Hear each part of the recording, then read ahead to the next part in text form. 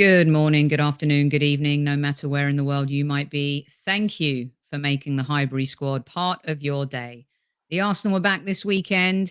We got a packed show for you and a great guest. Plus, it's Freestyle Friday. I hope you've come prepared with your film, TV, and song recommendation tonight. Let's roll.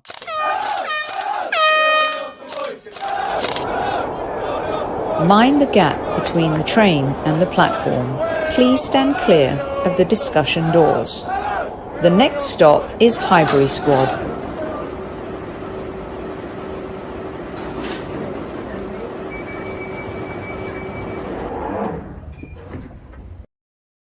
Look at that picture. He is a baby there, isn't he? Wow. Oh, Bukayo, who is on the cover of Time magazine as well this week. And I know a man who's going to be really proud of that. It's my boy Taylor from Arsenal Los Angeles. Welcome back to Squad Central. Taylor. Hello, hello, hello. This is my Friday dance. White man overbite. White girl overbite. Yeah, oh, there Worst you go. dances. For those of you listening on replay, many of you will be because there is football going on, Brentford, Brighton right now. Hope you enjoyed the show. And to our listeners on iTunes, Spotify, and Acast, thank you so much for making us part of your day too. Squaddies, good evening in the house at ease, everyone. Wow, we made it to the end of another week, Taylor. Have you had a good week? I've had a great week. I've had a great week for many reasons. The weather has been nice and cool here in LA, but I think mainly we just keep winning. We just keep winning. And that is something that we have not been used to for a long, long time. So long may it continue. Love it. It's been, you know what? I'm loving the weather. It kind of feels like I'm at home. The rain, the darkness. This is why, my glasses are reflecting. I don't care. By the way, you guys, I ordered a pair of non-reflective glasses. This old lady's finally got it right. I'm just You're saying. a pro now, officially. Officially a pro. Got to do it. Got to do it. Got to do it. Hope everyone in chat has had a really good week too. Thanks so much for joining us. As always, the show would be nothing without you guys. And let's kick things off, shall we? This is funny, Lynn. That Stell from the Spurs podcast wants the Football Terrace banned because Terry is giving too much praise to the Arsenal. I'm loving this meltdown. Absolutely brilliant stuff. Amira, good morning, good afternoon, good evening. Just watch your Sky Sports news segment. Thank you. Thank you very much. I'm proud to always represent the Arsenal fans. That was a bit of a tougher segment because, Taylor, we talked a little bit about Qatar and, the Puyol and Casillas tweet. And I don't usually like to mix those things on our show. Our show is, but we also have to talk about the important things. And when you have a platform to do so, I think it's important to do so. So it was a really interesting segment with Jonathan from The Guardian, who'd written a really good article about Casillas and Puyol, and you guys should look out for that. Also, please don't forget James McNicholas' article that I mentioned earlier this week in The Athletic about Arsenal and our mental attitude. If you haven't checked that out, please do so. It's a really, really good piece. Matty K can always bring it back to reality. They're all melts, so I haven't used that word for a long time. Melts. Pretty accurate. How about that one? It's pretty accurate. It is pretty accurate. Thanks so much, you guys, and I appreciate you checking out the segment. Means the world to me. You know what else means the world to me is that this is going down an absolute treat. I don't know if you've seen it, but I'm going to have Taylor vouch for this because he saw the other one in person. But the Highbury Squad coin is officially here, and we are looking for nominations. Super Kev and I, send us an email, thehighburysquad@gmail.com, for you to nominate a person that you think is deserving of our coin. It's beautiful. It's gold plated. We're so proud to partner with ZENITH, who are the official partners of our beloved Arsenal Football Club. They have this coin. You can get 25% off. I'll put the link in the chat again so you guys can see it. Many of you went over and purchased the coin after the Tuesday show, which was great. It's a brilliant gift for your mates. And I took it with me to the Arsenal Los Angeles North London derby special. Mark has his. He received one when we were at the Hippodrome in London. Taylor, it's pretty special, isn't it? It's beautiful, and there's something just about having it in your hand. You kind of are harnessing the power, and I love it. It really is gorgeous, well made. Yeah, very I'm good. not Good sponsored stuff. by Zenith coins, so I can say that, and no one's gonna judge me. You're not, and you know what I love? It's a relationship. We're helping them, move the needle with the coin. They've created a coin for us, and that's the partnership and that's the collaboration. So we look forward to giving this away. And please do send us your recommendations, the hybridSquad at gmail.com. I have a special piece of art that I'll share towards the end of the show for you guys as well. Right. Let's get stuck in. 5 minutes. I've talked absolute nonsense. What did you think of the game last night? It was a sport game that involved people playing. Not the highest praise I could give it. You know, oh, what can you say? We won, and I think that that's the most important thing. We kept going. I felt like it was important that we had a few of our first team players in there, but they Bodo Glimt were much better than I anticipated. Let's put it that way. Yeah. Look, they hadn't lost in 14 games, I think, at home in Europe. Barcelona had the record at 15. Hmm. Um, and I agree with you, Tammy. It was like watching paint dry. And I said in the description, we're going to literally spend 1.3 minutes talking about this one. Thought we got lucky with the goal. I don't care. The Yeah. turf was a disgrace. It was, you're talking about European football and a match of professional football being played on a turf that I hadn't seen since the Kenilworth Road, Loftus Road days back in the 80s. Um, the biggest positive for me, Taylor, and I don't know what you're thinking about this guy ahead of the World Cup. Of course, I think he'll be between the posts for the US. I thought the most brilliant thing about last night, if there could be a brilliant thing, and I'm mincing my words here, but Matt Turner really had a good game, and I was really happy for him in particular. Yeah, I mean, I thought he was on it. He seemed aware when the ball made it close to his box. He was on it. He pounced quickly, made a couple of good saves. I think he's been catching a little bit too much flack from people, if I'm being honest. That our fan base has a tendency of doing that sometimes. I've certainly been there as well. But I think Mikel sees something in him, and from what I've seen lately, he seems to be doing a good job. It's certainly no Runnerson 2.0, that's for sure. Yeah, no, I agree. And, one of the things I think fans have been concerned with is his distribution with his feet. I think he's really excellent at his distribution with his arms. I think he's on point, accurate. I agree with GD, look confident. And Mhm. there were a couple of moments where you'd think that it was his mistake in terms of coming out, the header, and then one incident where he was kicking it out. But the turf was so difficult to determine, Taylor, in terms of that bounce, especially for a goalkeeper. And I thought that he really handled it well, made a couple of really good saves. It's not easy going. It was freezing cold, raining. You're playing on an artificial pitch, and everyone is looking at him, and he knows everyone's looking at him, and he comes out unscathed. And the Arsenal walk away with no casualties, fire up the jet. We're going home. Agree? Yeah, absolutely. And I mean, one thing I also considered was, I mean, I think that town is a town of like 55,000 people, if I'm not Mm. mistaken, and that stadium seats about 9,000. You got to imagine it was predominantly Bodo Glimt fans. I mean, there were apartments behind the goalkeeper post. One of the guys almost got whacked in the head.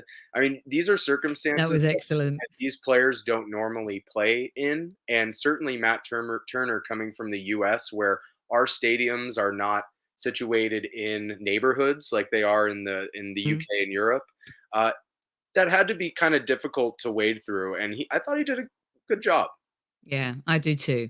Right, that's enough of that. We won, Yeah. and that's all that matters. And my beloved Omonia Nicosia almost got a point against Manchester United. I Uh, was so crushed for them. They did Cyprus proud, the little island of love that my family and my parents are from. And to go to Old Trafford and be little Omonia Nicosia, I just wanted to give them a shout out, Taylor, because this is the beauty about um, this stage of these competitions, and this is why I love the FA Cup too. When you have those David v Goliath types Hmm. of games, and I was literally having a banter with my niece, who's a Man United fan, about Scott McTominay before. I go, imagine thinking Scott McTominay could play for Man United. I can't believe he still plays for them. One of my Manchester United friends messages me regularly, and he's like, "This guy, man, is going to be the death of me." He probably will. I did see Totally. the goal from that game that you were talking about. It was a great goal, and the celebrations were insane. Yeah. I mean, the fans, though, 5,000 Omonia fans taking over the city of Manchester, singing their hearts out. And Beautiful. again, Man United fans only singing at the very end when they score a goal. It really, truly is a prawn sandwich tournament, a stadium. Yeah. I was there for the Arsenal game, and we outsung them, and they literally just got stuck into the match after their second goal. It's the worst atmosphere ever. I just, this, there's a myth too. Like Liverpool gets this under the European lights, yeah, Anfield rocks and stuff like that. But a couple of these big teams lately, they only rock until they score. Yeah. You only sing when you're winning. Yeah, I know. Exactly. One thing about us for sure this season is that that is most certainly not the case. I mean, every single person I've spoken to that has been at a game and has said, "We've gone down," and the moment afterwards, we start singing Yeah. right away. I mean, you cannot underestimate how powerful that is for the team. I mean, Saliba scores an own goal, and our fans get behind him. Gabriel, made a mistake at Fulham. And Mitrovic scores, comes back, scores a goal. And by the way, I wanted your take on this because we did an interesting show. I know you like Tom Canton stuff as well. Mhm. This kind of stuff is really, this has got to stop. Sell Gabriel, no. Do you know how hard it is to find a left-footed centre El back? Gabriel?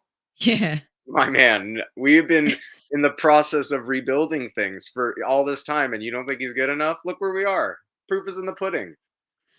So Tom Canton wrote this article, kind of debunking the myth that Gabriel, yes, he's made mistakes, but he also provided data that showed that he's having a better season than a lot of top CBs. Mhm. And this idea about selling him, do you know how hard it is? Look how long it has taken. You know, what? Okay, so do you want to sell Jesus and Saka and Martinelli for missing chances against Manchester United at Old Trafford?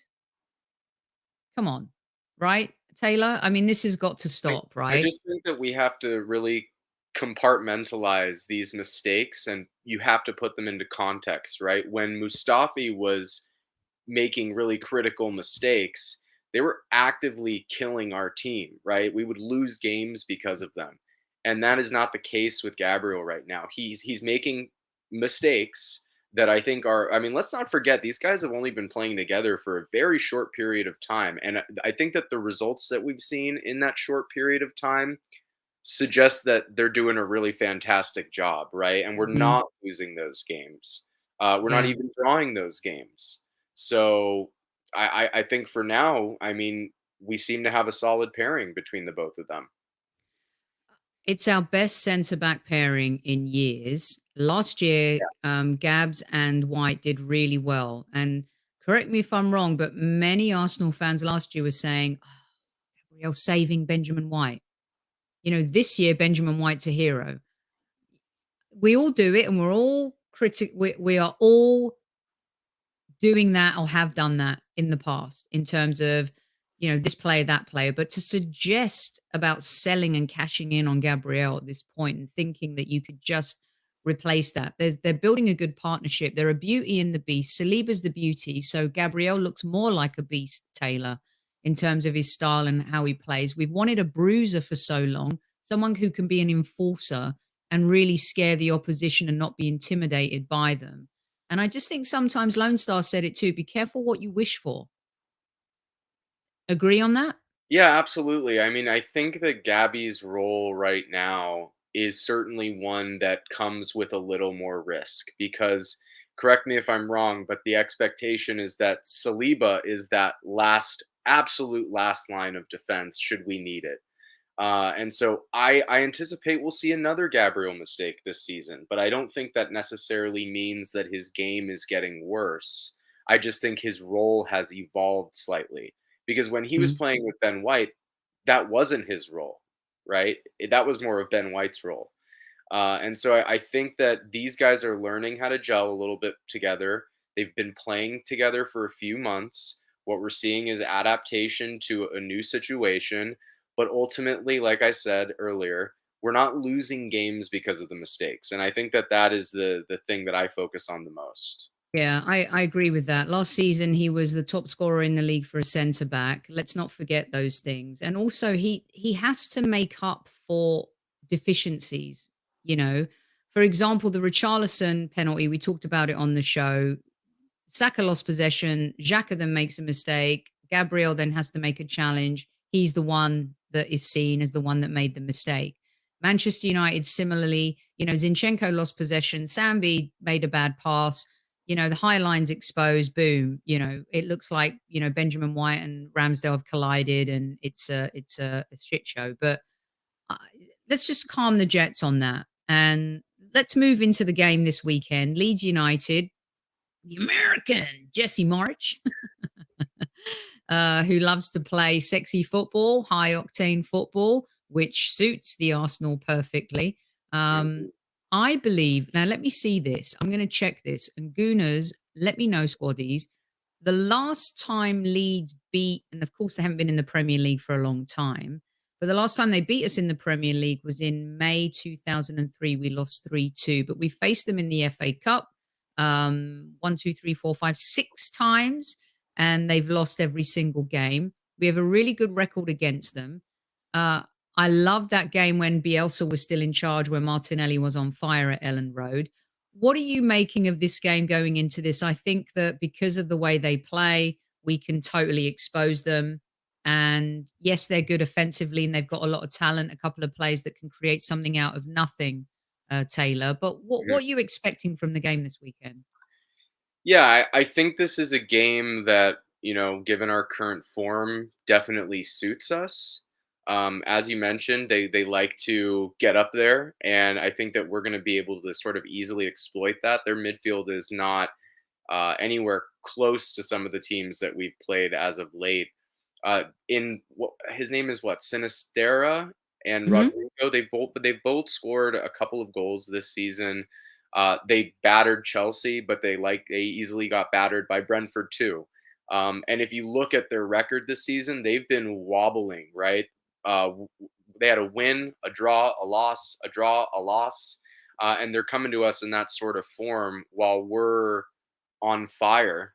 And I just don't think that it's a match that March is going to be able to manage very well because, frankly, the way he likes to play is exactly the type of thing that Mikel Arteta is looking to exploit. And as we've Yeah, seen lately, we've been able to exploit. definitely. I interrupt this broadcast to present a yellow card to Abel. Sorry about that. My ring hit the microphone. Yellow card for Abel. Abel, careful. You'll be on a red soon. Stop suggesting we sell Gabrielle. I respect your opinion, but that is a little bit cray cray at this point. Okay. So you're on a yellow. Be careful. Warning. Just out of Mike Dean style. curiosity, can I ask who are we getting instead of Gabby? Just Yeah. throwing that out there. Please let me know.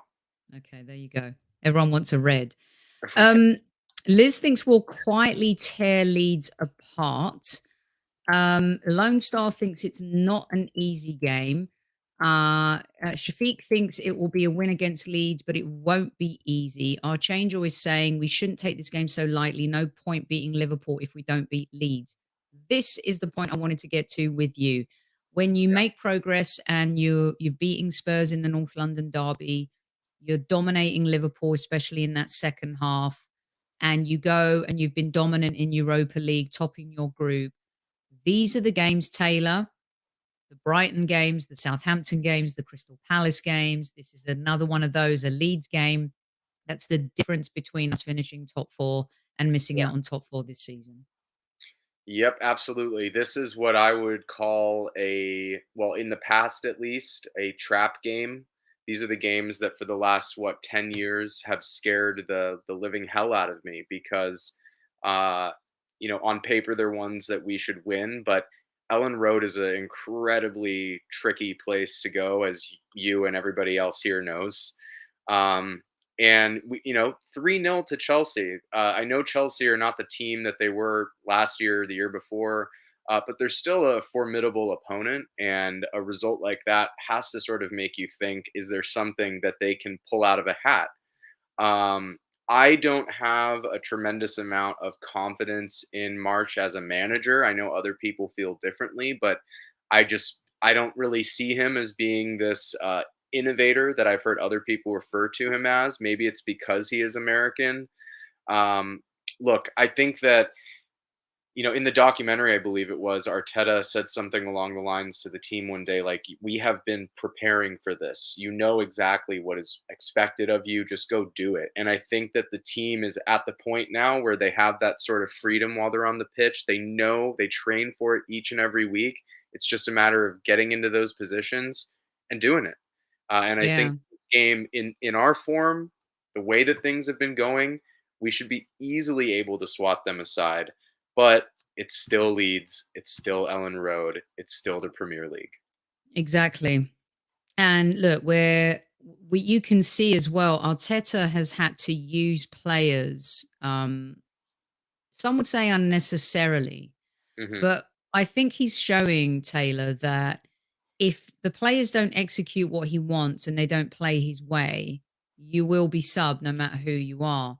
We saw that in the home game when the Norwegian side were starting to gain steam in that second half. So he's bringing on players that ordinarily we would want to be rested.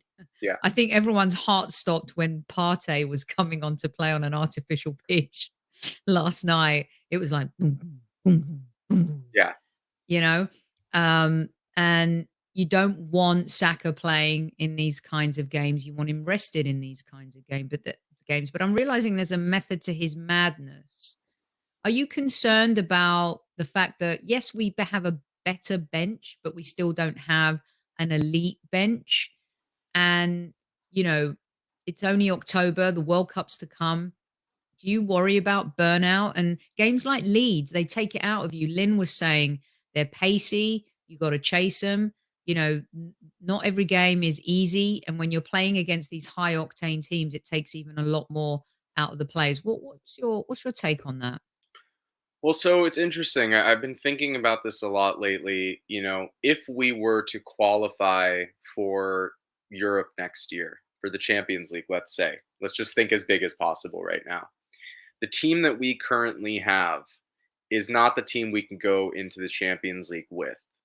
Hmm. Uh, I still think that the players we have now will all be with us next season. I can't really see us getting rid of anybody, at least the ones that are starting for us. I think that there is a delicate balance here between making sure that your starting 11 do what they need to do, get the minutes that they need, but also the people that you have on your bench get better and learn how to play with those starting 11 players more frequently, so that when we do reach that point when we need to rely on these guys a bit more, we're a bit more comfortable doing so. Especially, if we get Champions League, we're going to bring in another 3-4 players. What I think that Arteta is trying to do is really make sure that everybody, not just our starting 11, the stars, know how to play together. Playing party on an artificial pitch is not ideal. And I totally understand why people would say maybe this isn't the game to do something like that. But I think that our medical staff are on top of it. These are professionals; they're doing their job. But also, Arteta has to consider where we may be 6, 7, 8 months from now, and the team that he's going to have. As we've seen in the past, when we were flip flopping our starting 11 every single week, whether it was with Emery or whether it was at the beginning with Arteta, those guys could not find a way to play together. They just couldn't. Yeah, The players were worse, but they didn't have the time, right? Mm, And just playing a professional match is a lot different than playing a pickup game at training, you know? yeah. Um, I agree, Kenny. This is a massive month for us, and we need to get as many wins as possible. A lot of question marks about Sambi and everyone coming in, but right now, I think Arsenal fans are so conditioned, Taylor, that there's going to be a moment of calamity that Yeah, they're finding it hard to believe that this can continue, right? And I understand that. I really do. I also think that even I, who've been critical of Mikel Arteta at this point, we're top of the league, we're top of our Europa League. We've only lost one game to Manchester United, which is of our own doing. The it's things are looking good, like things are looking bright. But over a period of a season, if this is going to be the team, if we're not going to go out and buy players in January, which we may not because the World Cup could jack up prices yeah. like tenfold, right? God forbid something happens to Thomas Partey. I don't think a lot of fans have faith in Sambi, although I think Sambi's done just fine this season. The quality drops off. Of course it does. You saw the quality drop off last night with Jesus and Nketiah. This is why a lot of fans are like, really? You're giving six figures to Nketiah and he's going to be the backup if something happens to Jesus? Fabio Vieira was not great last night, but he's new. He's new to this process. Yes, he's played in European football before, but he's not played in the Premier League before. So the question marks, I think, are legitimate. However, the sky's not falling yet, is what I'm saying. You know? No, not at all, not at all. And I mean, think about Sambi. God forbid something does happen to Party and he's out for the season.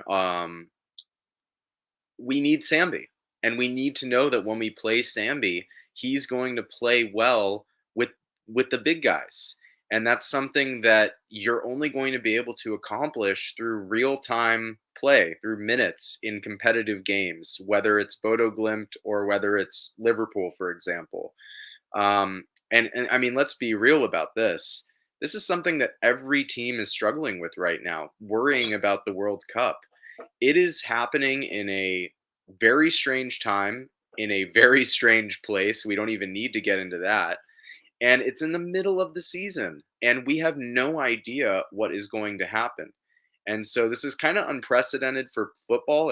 It does remind me a little bit of when we restarted after COVID, just because Mm, this is something that none of us are used to, and certainly not the players, right? So I think we have to sort of wait and see. The sky is not falling yet, but I don't have to tell you this. The real, and as Kev would probably say, you know, the results at the end of the season and whether we can keep it up over this extended period of time is what's going to matter. And I think Mikel Arteta is just looking towards May right now and he's saying to himself, how can I make this the strongest team possible, knowing that we have a mountain to climb in the shape of the World Cup? right.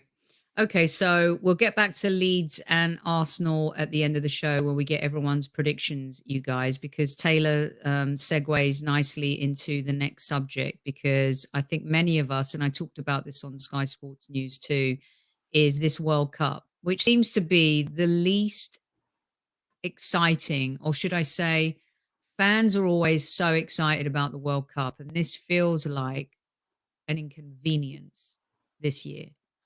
And I think that's because a lot of people love their clubs, they love their club football during the calendar. Now we've gone from growing up and being used to watching the World Cup in the summer to it being in the winter, accommodating everyone but the fans, right? And I believe Mikel Arteta secretly is seething. I think he's seething about the fact that he can't play Man City in the next 10 days as scheduled. I would love to play Man City now. Would you love to play Man City now? Sorry, I digress. 100, But would you? 100%. Let's get it over with. And we're in form and they're in form. Let's just do it. I mean, it just feels like, wow, what a and I understand unprecedented situations going on in England at the time, and everyone's having to deal and adapt with the changes and the shift in the schedule, Taylor. But I feel like this team is ready and ripe now to play that Manchester City team. And the World Cup just seems like I don't want to make excuses. It could hurt us. It could hurt other teams. We could suffer injuries. Now Saka's going off again. Like, talk about a player who's played a lot of football. Yeah. Gabriel Jesus, Tomiyasu's going to go with Japan.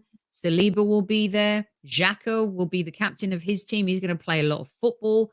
Martinelli hopefully will be on the bus. But for the first time in a long time, I'm going to be selfish. I don't care if Benjamin White goes to the World Cup. I care for him as a player to have the experience. And now with Reece James' injury, it looks like he may get on the plane. Where do you stand with this? For me, for the first time, because of where it's sandwiched, I want to protect the Arsenal players. I care less if he goes. I care for him personally if he wants the experience. But I think he's so wired correctly that if he doesn't get on the plane, it's not going to affect him mentally.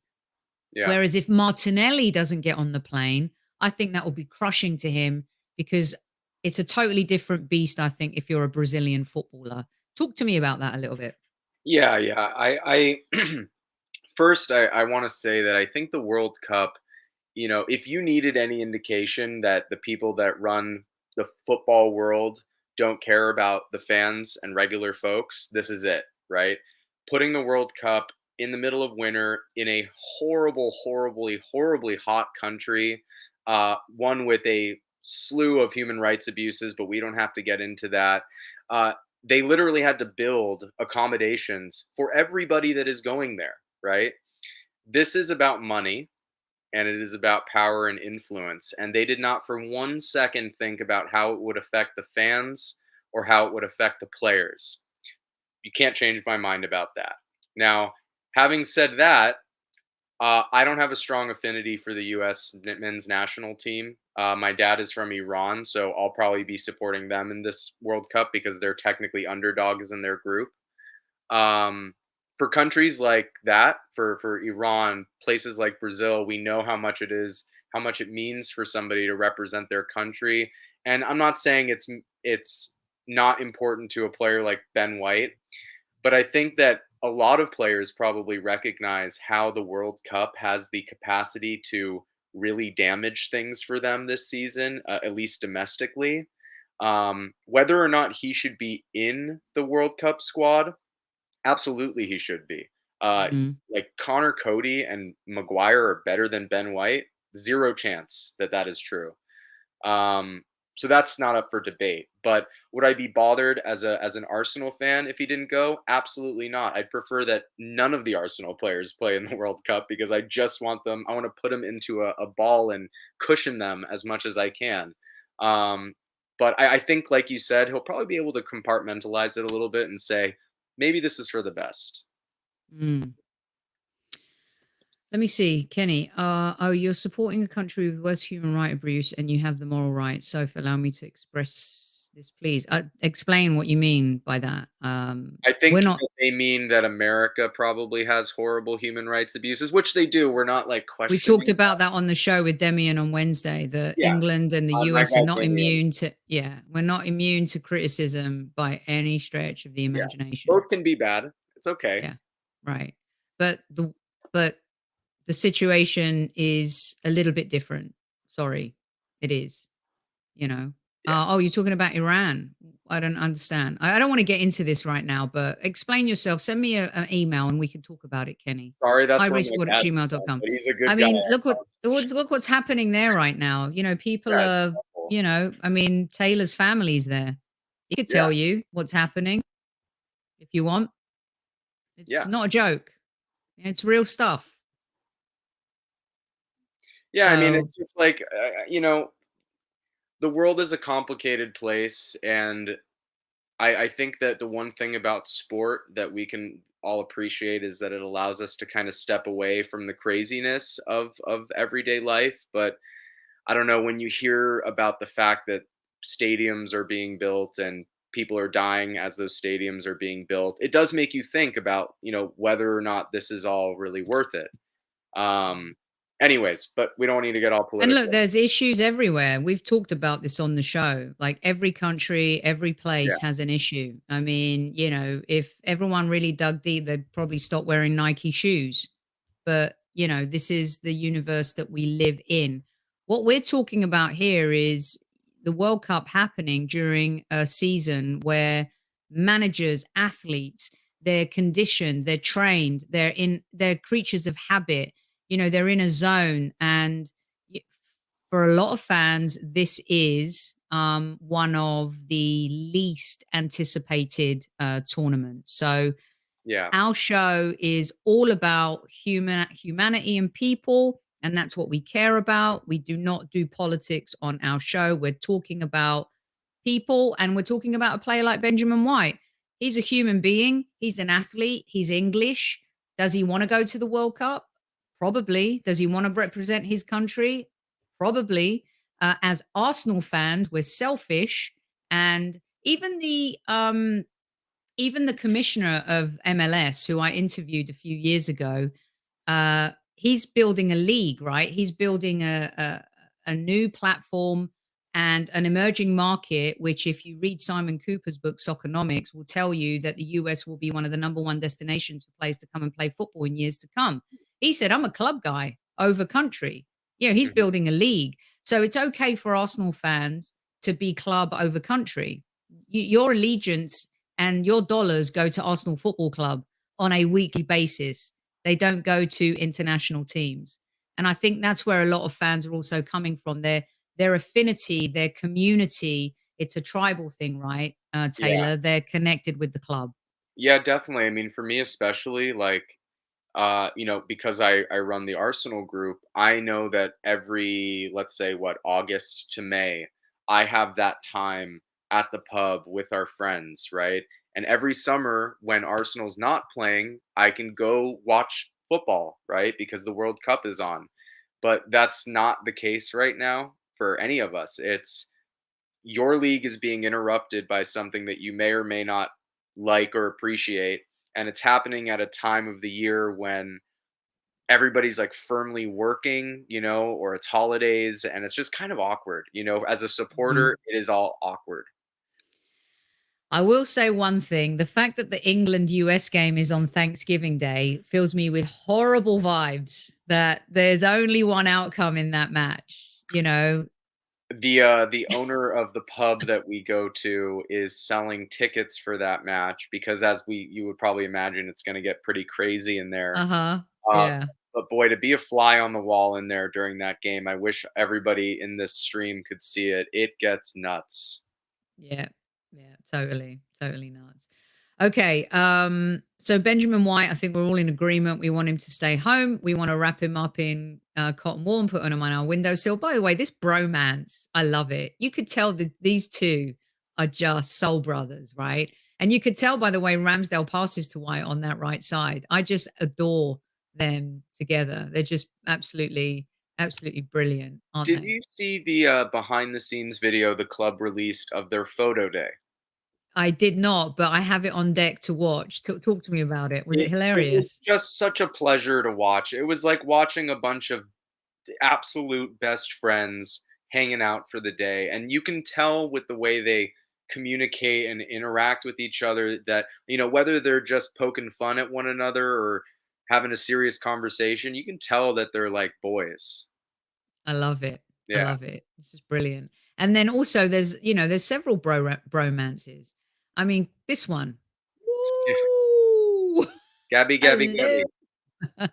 That's a pretty hot one right there. There's no doubt about that. Look at those three. That's a And you magazine cover if I ever did see one. oh my god, they're so cool. Come on. No one wants to So, see if I was gonna tell you, and the listeners would probably like this. So, back in 2019, when the team came to LA, we had a chance to meet them, and this was right when we got Martinelli, and I got his signature, and this poor boy, he was not famous yet, right? So every single letter in his name is spelled out in perfect cursive. I'm gonna have to send you a picture. It's hilarious. He probably doesn't do that anymore. It's I just like love it.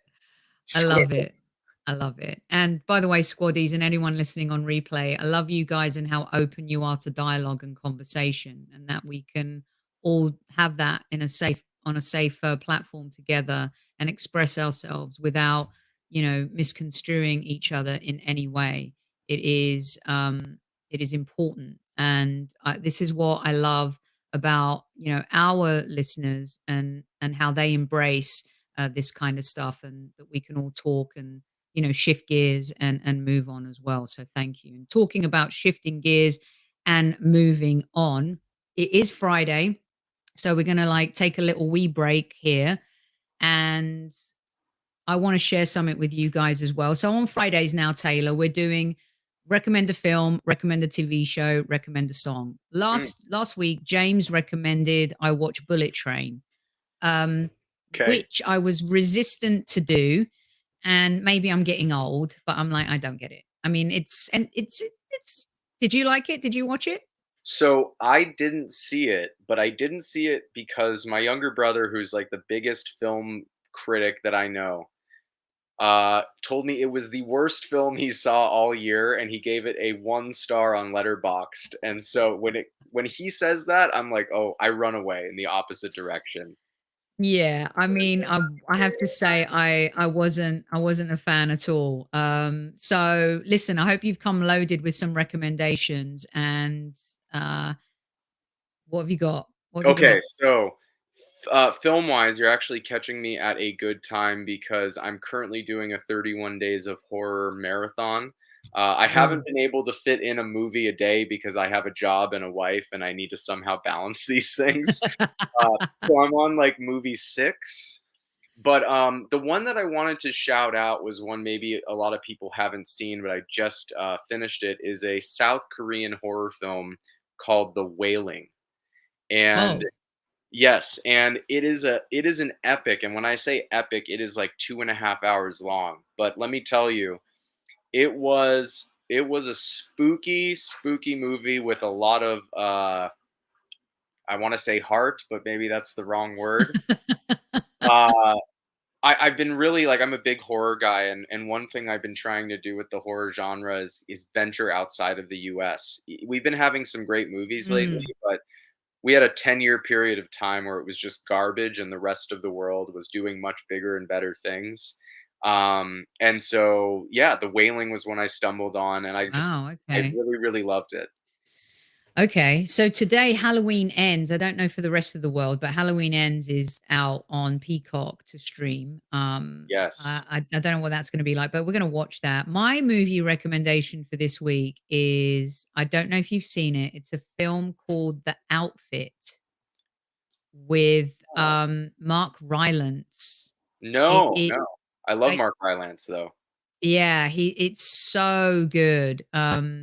It has a really good twist at the end as well. And I'm not going to say too much because it's kind of a slow burn at the beginning. He has this kind of bespoke tailor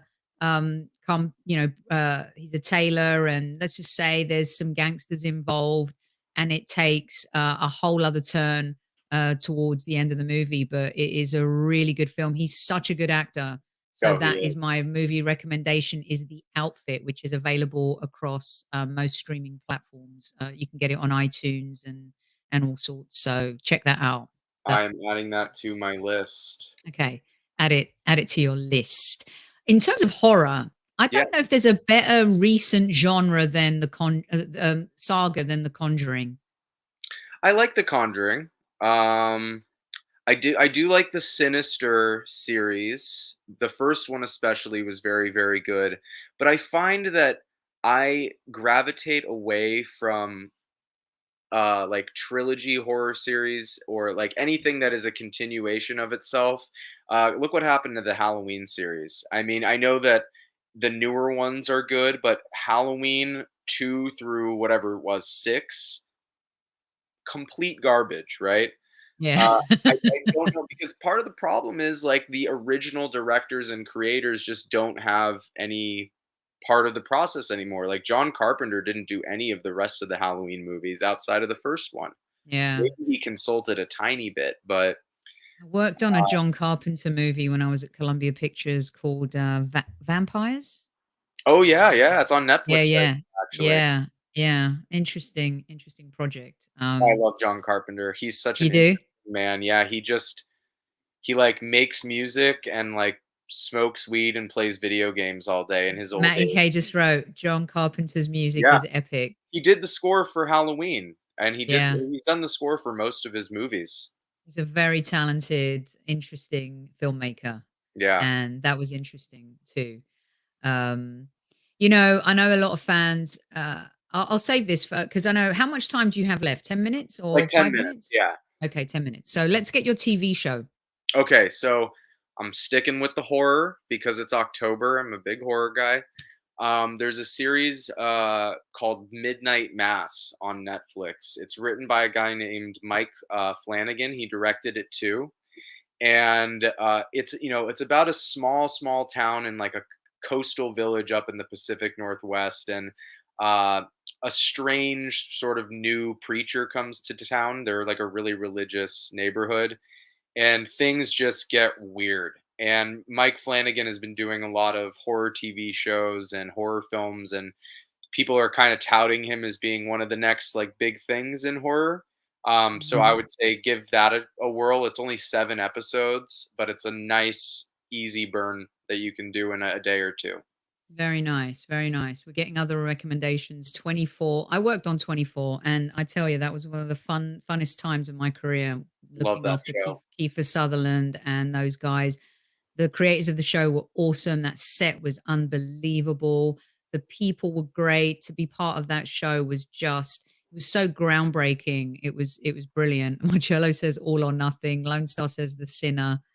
Um, The Stairs, Insidious. We're getting a TV series. Mine for this week. Have I don't know if you guys have seen Bad Sisters. Yeah. This one took me. It's on Apple. Very interesting, kind of a black comedy. Really just great characters, really good performances. I enjoyed it thoroughly.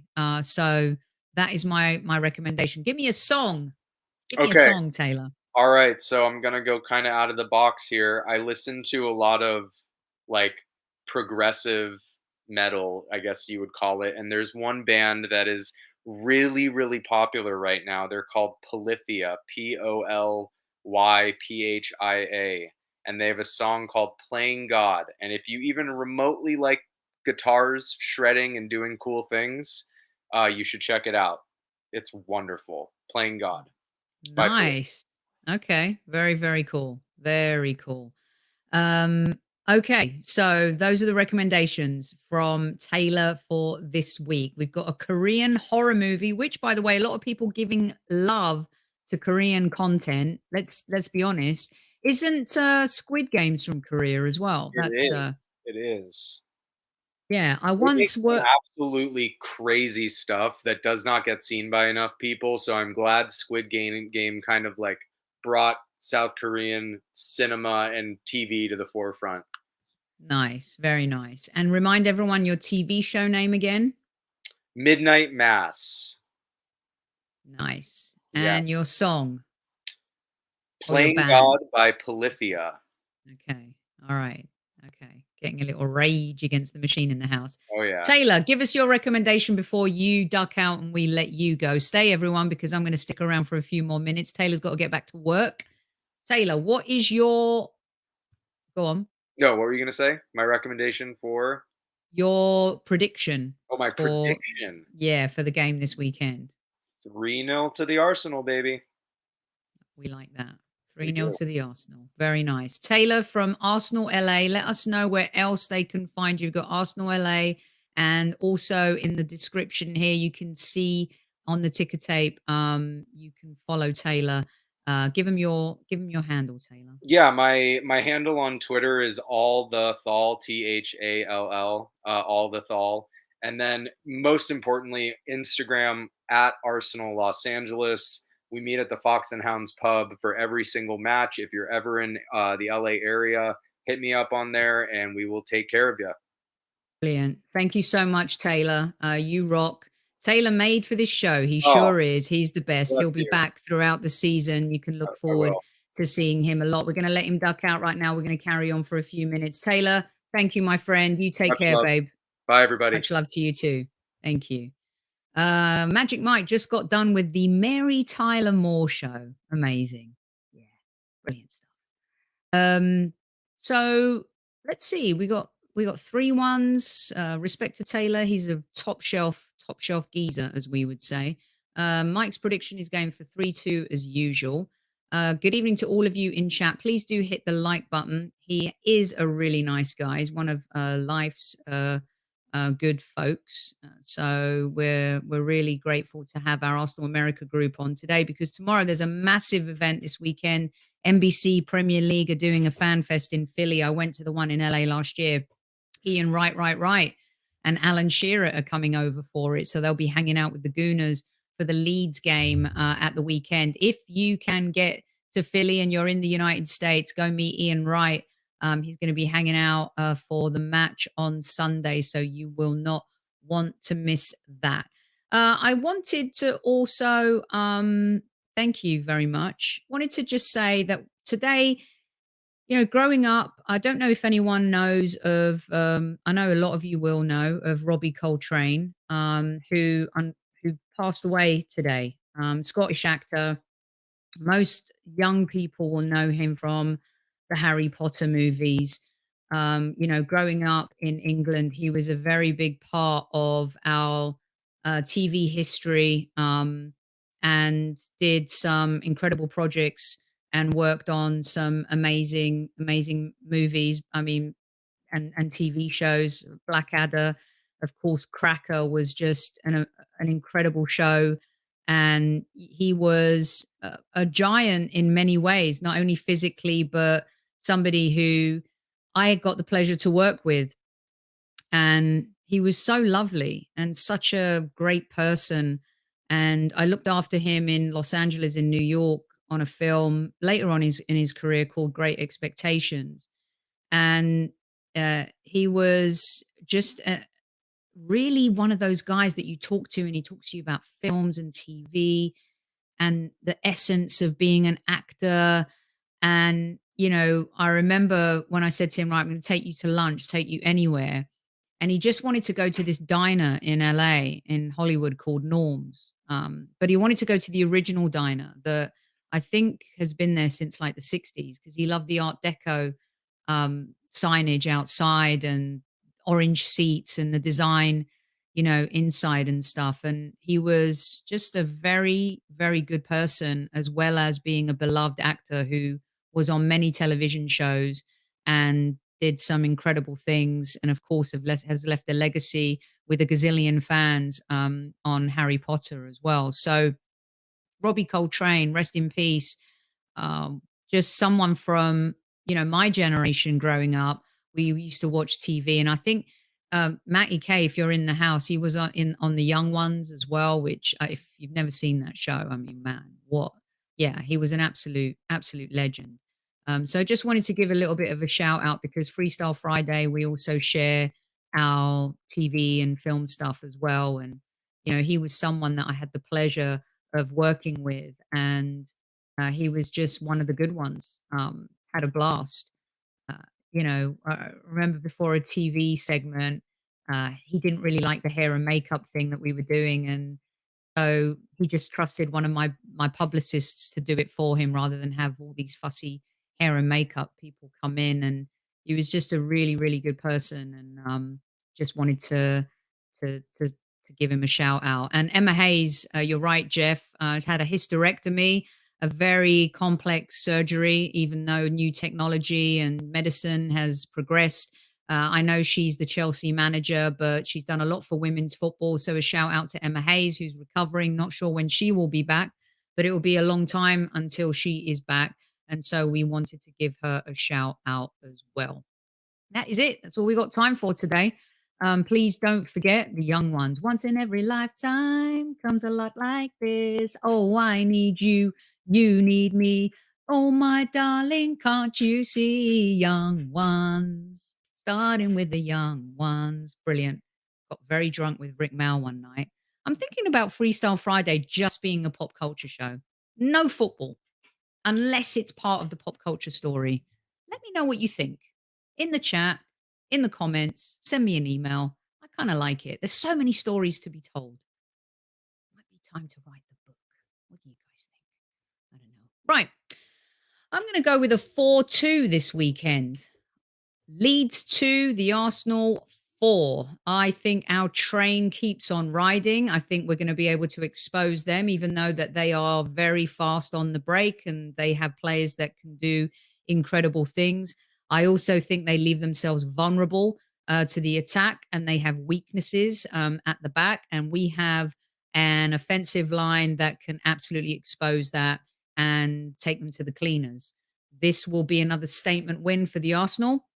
3 points in the bag, and we move on. Let's bag in as many points as we can before that World Cup. Brilliant, brilliant stuff. Gosh, I know you guys are going to be like, I did the PR for that from hell.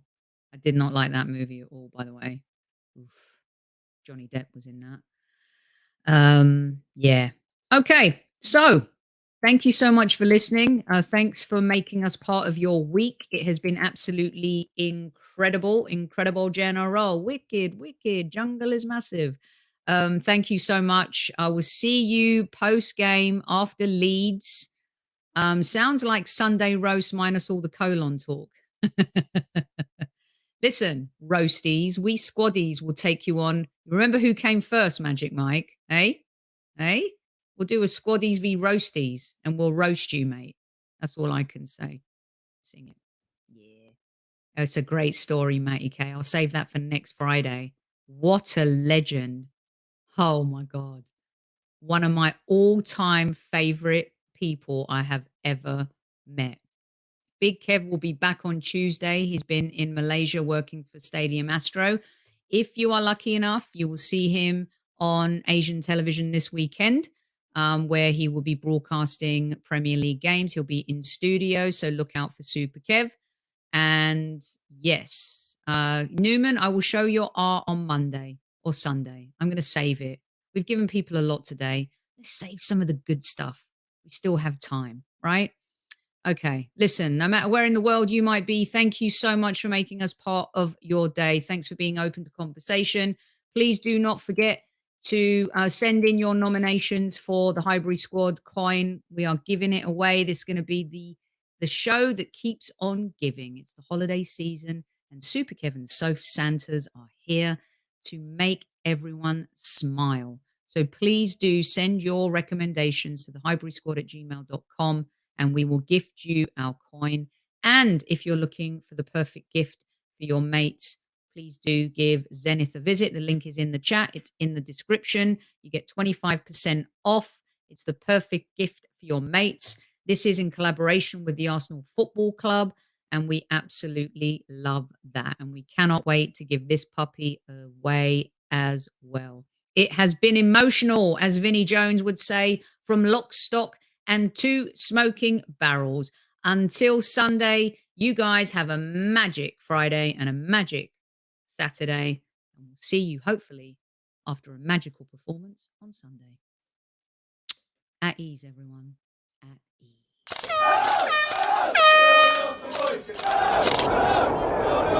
Mind the gap between the train and the platform. Please stand clear of the discussion doors. The next stop is Highbury Squad.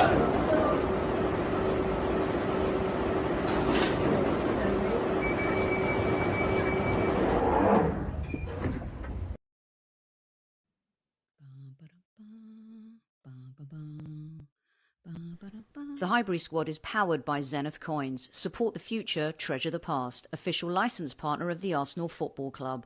Follow @ZENITH Coins across all social platforms.